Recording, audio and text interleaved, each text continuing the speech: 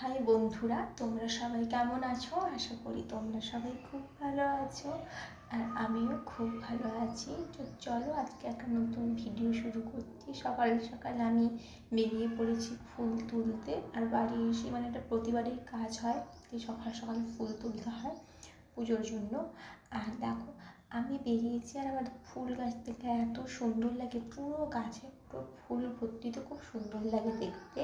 আর এগুলো সব আমাদের গাছের ফুল। আর আমার পুরো ফুল তোলা হয়ে গেছে ঠাকুরের জন্য, এখন পুরো কমপ্লিট। তারপরে আমি এখন খেতে বসে গিয়েছি। সকাল সকাল সকাল সকাল এমনি ওই কী খাবো ভাবতে ভাবতে মা একটু আলু ভাজা করে দিয়েছিল, আলু ভাজা আর মুড়ি, আর তার সাথে ছিল একটা মিষ্টি। তো সেই দিয়ে আমার সকালের খাবারটাও হয়ে গিয়েছিল।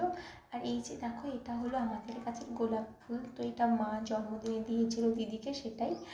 আর যেহেতু আমি বাড়ি এসেছি আর মা গিয়েছিল পুজো করতে, আর আমাদের ঠাকুরের পুজো, আর তো রান্না করতে অনেক দেরি হতো মা। তো আমি যেহেতু বাড়িতে আছি এই জন্য ফ্রিজ থেকে আগে মাছটা বের করে নিয়েছি, নুন হলুদ মেখে রেখে দিয়েছি। তারপর আমি একটু উনানটা ধরে দিয়েছি। আমি একটুখানি কাজটা আগে করে রাখলে মার সুবিধা হয়, মার এসে তারপর কাজটা করতে, না হলে প্রচণ্ড প্রবলেম হয়। আর আমি এখানে উনুনে আলু সিদ্ধ করবো মাছের ঝোলের জন্য, সেটা বসিয়ে দিয়েছি। আর এখানে আমি মাছের ভাজা করছি, যে মাছগুলোকে রেখেছিলাম সেইগুলোকে এখন ভাজা করছি। আর ভাজাও আমার কমপ্লিট হয়ে গেছে এখন। সব মাছগুলো আমি ভেজে নিয়েছি। তারপরে আমি আলু আর কলার যে তরকারি হয় সেইটাকে আমি এখন রান্নাতে কষাতে দিয়েছি এখন। তো আমি পুরো রান্নাটা রান্না করিনি, আমি এতটা পর্যন্তই করেছি। তারপর মা চলে এসেছিলো। তারপরের কাজ হলো আমাদের গাছে জল দেওয়া।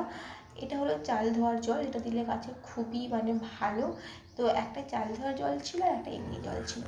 আর একটা জিনিস দেখাই, দেখো আমি আম খেতে প্রচুর ভালোবাসি। আর এইবারে আমাদের গাছে প্রথম আম হয়েছে, তার জন্য খুব খুব খুব এক্সাইটেড। তো দেখো ওই যে একটা আম দেখালাম, আর অনেক হয়েছিল, পুরো গাছে আম বকুল ভর্তি এসেছিল। কিন্তু আম না অনেক আম খসে খসে পড়ে গেছে, অনেক কম আম হয়েছে। যতটা আম বকুল এসেছিল তার থেকে অনেক তুলনায় কম। এই যে দেখো একটা আম আমি দিয়ে গিয়েছি, এটা খসে পড়ে গিয়েছিল। তো চলো আমি ভাবি দেখি এটা নিয়ে কী করা যায়। ওটা হলো একটা গাছ। আর এই গাছটাতে মোটামুটিভাবে ভালো আম হয়েছিল। আর এই আমগুলোকে যতবার আমি দেখি, প্রতিদিন দেখি এই আমগুলো কত বড় হয়েছে, কটা পড়লো গাছে, কটা আছে। তো আমি দেখতে খুব ভালোবাসি আর তেমন আমি খেতেও খুব ভালোবাসি। আম হয়ে গেলে আমার কোনো প্রয়োজন নেই। আর যেহেতু আমাদের কাছে প্রথম, তো আমি খুব এক্সাইটেড। দেখো আমি যে কয়েকটা আম কুড়িয়ে পেয়েছিলাম সেই কয়েকটা আম নিয়ে বসে পড়েছি। আর এই আম কুড়োনো দেখে না আমার ওই পথের পাঁচালীর অপু আর দুর্গার কথা মনে পড়ে গেল। তারা এরকম আম কুড়িয়ে খেত। যাই হোক, আমার ছোটোবেলার কথা মনে পড়ে গেলো। ছোটোবেলাতে আমি প্রচুর আম খেতাম, আম এবং ব্লেড নিয়ে কাটতাম, এবং আমি নিজের হাতও কেটে দিয়েছিলাম আম কাটতে কাটতে। যাই হোক, আমগুলি প্রচুর আঠা ছিল। তো আম আমার কাটা হয়ে গেছে। আর এখানে আমি লঙ্কা গুঁড়ি আর নুন ওটাকে মিক্সড করে খাচ্ছিলাম। এবারে দেখো আমি ঢং করছি আমটাকে। এইবারে আমার মুখের রিয়াকশানটা তোমরা দেখবে, কারণ আমগুলো এত টক, এত টক, ওটা খুব টক ছিল। তবে অনেক দিন পর খাচ্ছি, অনেক বছর পর, কারণ আমার যেহেতু অ্যাসিড প্রচুর হয়, তো সেই জন্য আমি আমটা খেতাম না, ছোটো ছোটো আমগুলো।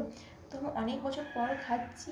তো তার মধ্যে এত টক ছিল, তার মধ্যে লঙ্কা গুঁড়ি দিয়েছিলাম, ঝালও ছিল। তবুও আমি মোটামুটিভাবে যতগুলো কেটেছিলাম সব আমগুলোই আমার খাওয়া হয়ে গিয়েছিল।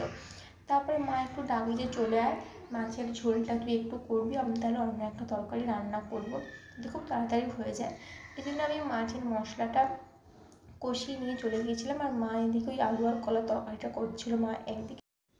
তারপরে মায়ের রান্না করা কমপ্লিট, আর আমিও এখানে খেতে বসে গিয়েছি। মাছের ঝোল আর কেসের একটা বড়া ভাজা ছিল, আর ছিল আলু আর কলার তরকারি। তো চলো দেখা হচ্ছে পরের ভিডিওতে। সবাই খুব ভালো থেকো, সুস্থ থেকো।